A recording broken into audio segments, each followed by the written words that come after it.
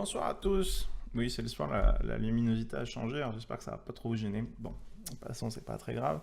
Donc, nous allons voir ensemble ce que c'est un projet informatique, et comme c'est un sujet assez vaste, je vais découper ça en toutes petites vidéos plus simples. Donc, la première chose à comprendre, c'est qu'un projet informatique, c'est pas quelque chose qui sort du néant, c'est quelque chose qui vient d'un désir, d'un besoin, soit d'une entreprise, soit d'un client, soit d'une personne, soit d'une start-up.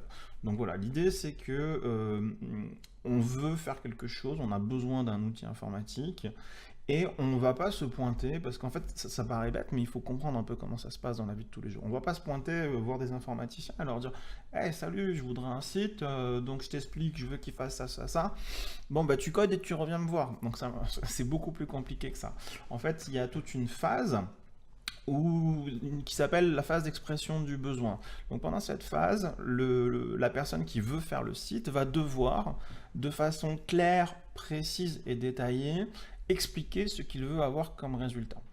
Alors plus c'est clair, précis et détaillé, plus il a de chances d'avoir un produit qui va correspondre réellement à ses besoins.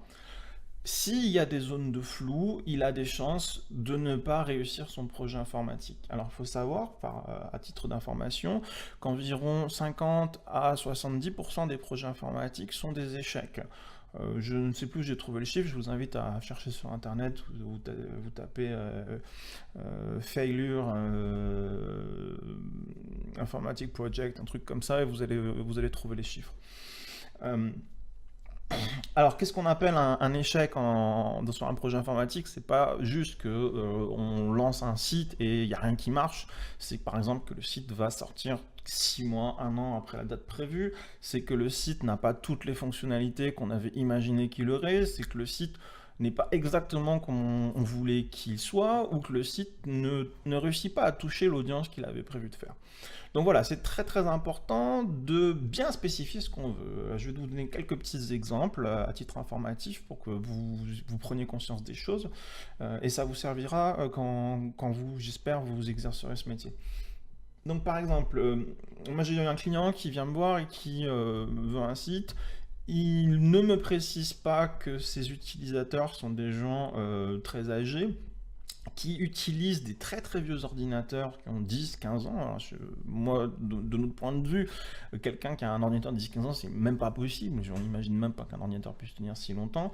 Et donc, c'est des gens qui sont sur Internet 6, IE6, Internet Explorer 6. Donc, là, récemment, Microsoft a fait une demande officielle aux gens d'arrêter d'utiliser Internet Explorer. Donc vous voyez, vous êtes informaticien, vous êtes dans un monde où on utilise Chrome, Firefox, Edge, pour ceux qui ont plus mauvais goût, et on se retrouve avec des gens qui, dans leur tête, c'est logique que ça marche sur Internet Explorer 6. Donc ils viennent vous voir, vous faites le site, et puis ils vous le disent pas qu'ils veulent ça. Et donc, une fois que vous avez mis en ligne le site, il vient vous voir et vous dit, mais dis donc, ça marche pas sur Internet Explorer 6. Et je lui réponds, donc du coup, bah dis donc, tu m'as pas dit qu'il fallait que ça marche. Et dans sa tête, c'était évident qu'il fallait que ça marche. Mais la vie, ça marche pas comme ça.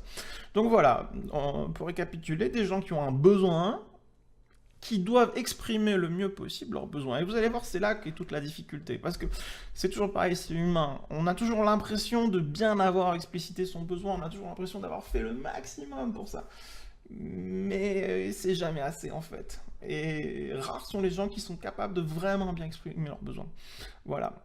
Et donc là, dans la prochaine vidéo, on va voir quelles sont les différentes méthodes pour exprimer ces besoins.